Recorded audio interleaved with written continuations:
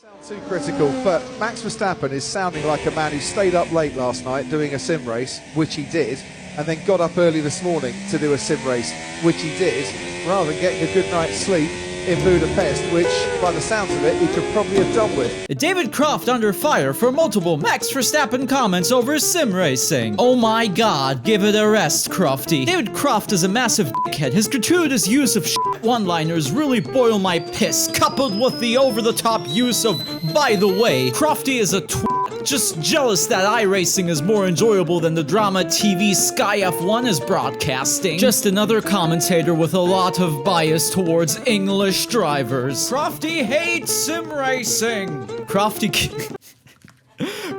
came with an agenda and his ranting had the desired effects. Crofty and Brundle have always been terrible. Glad people are noticing it now. So, David Croft recently annoyed a bunch of sim racers online. His comments about Max Verstappen staying up late to play iRacing didn't please the online savvy crowds of Twitter and YouTube. But what do we take away from this? There were discussions and articles about Verstappen and his role as a champion of sim racing, his responsibilities as an F1 driver, and the role of, you guessed it, British bias in F1 media. Woo! To be fair, none of these topics tickled me the way the online reaction to Croft's comments did. People were really angry with David, and to be honest, I don't really understand why. I cannot, for the life of me, comprehend why one would get so upset with the mild criticism towards a white millionaire in his mid-20s made by a white middle-aged man during a less than stellar Formula 1 race. I personally kinda took it as a sign that sim racing, at least the way we know it, might be kinda f***ed. Let me explain.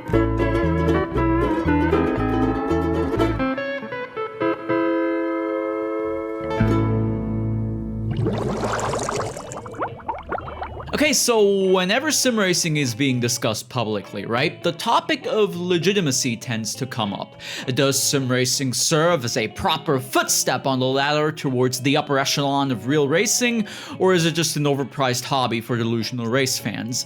One might argue that the way Croft had made his comments would lean towards the latter. Elitist arrogance towards a cherished hobby. Isn't elitist arrogance kind of a redundancy? Anyway, I don't know how he personally feels about iRacing, Assetto Corsa, the Formula 1 games, Gran Turismo, and so on, but it might have come across as an old man yells at cloud type of situation. Then again, and this is where my interest peaked, his comments weren't really directly related to sim racing, now were they? It seems to me that his comments were in regard to Max Verstappen staying up until 3 in the morning for what, in the grand scheme of things, is an immensely unimportant reason. He could have been out drinking, he could have had a life-changing conversation with his buddies on a rooftop, hell, he could have gone for some in the keuken. For all I care. What he did specifically did not seem to matter. It just so happened that Mr. Maximilian Pegasus Verstappen was up racing virtual race cars,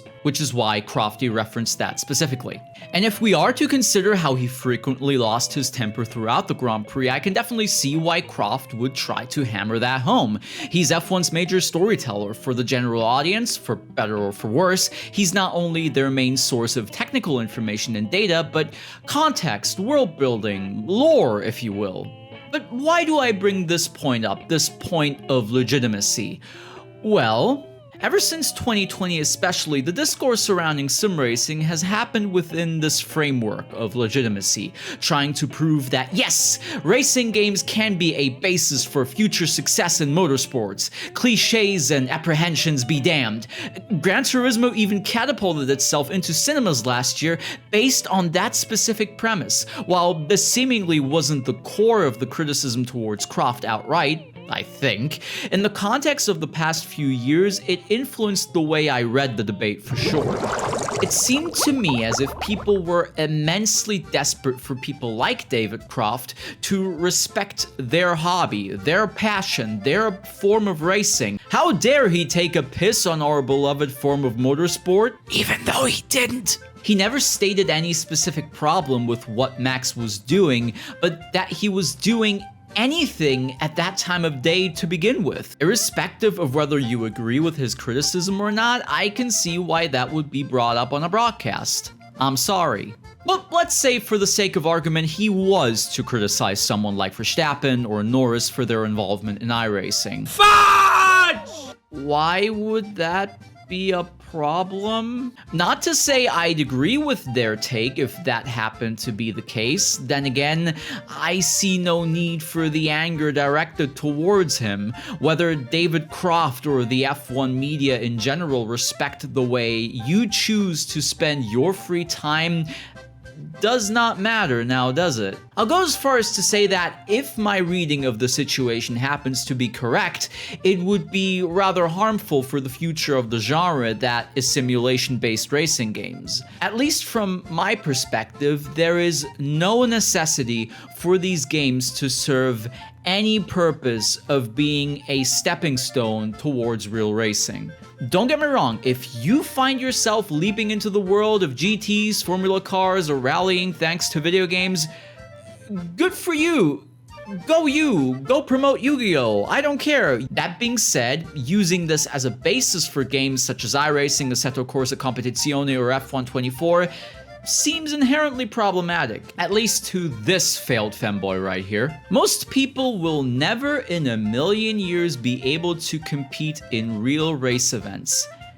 And that's fine. Yet games have started leaning into the idea that if you succeed on their platform, a door into the world of real motorsport might be just around the corner.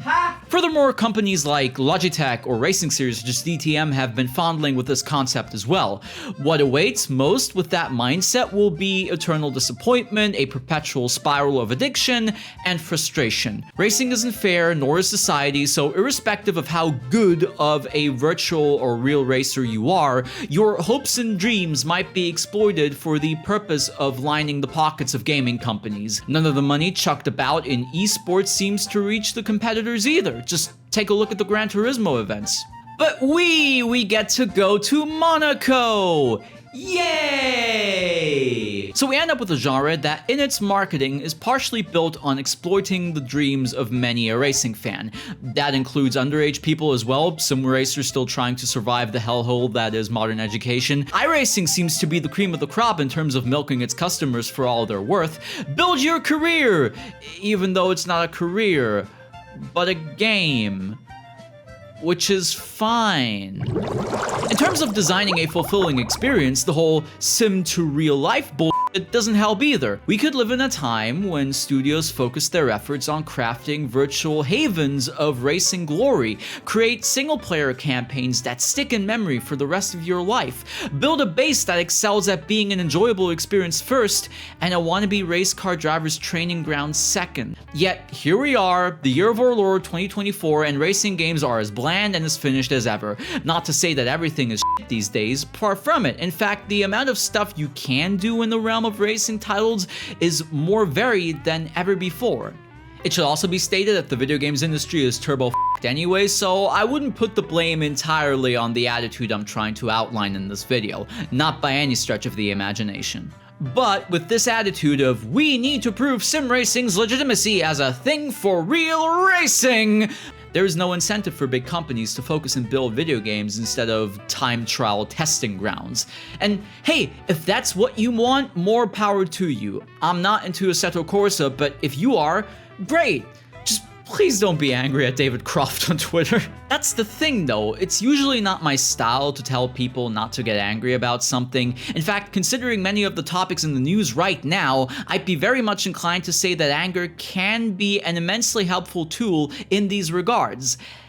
That doesn't count for sim racing though, especially in this context. Nobody benefits from complaining about David Croft on Twitter. Nobody benefits from racing games becoming a less than effective way of becoming a real racing driver. All that's left is annoyance, anger, dissonance. And that's what I personally don't want to see. I don't want people to be miserable in the world of racing games.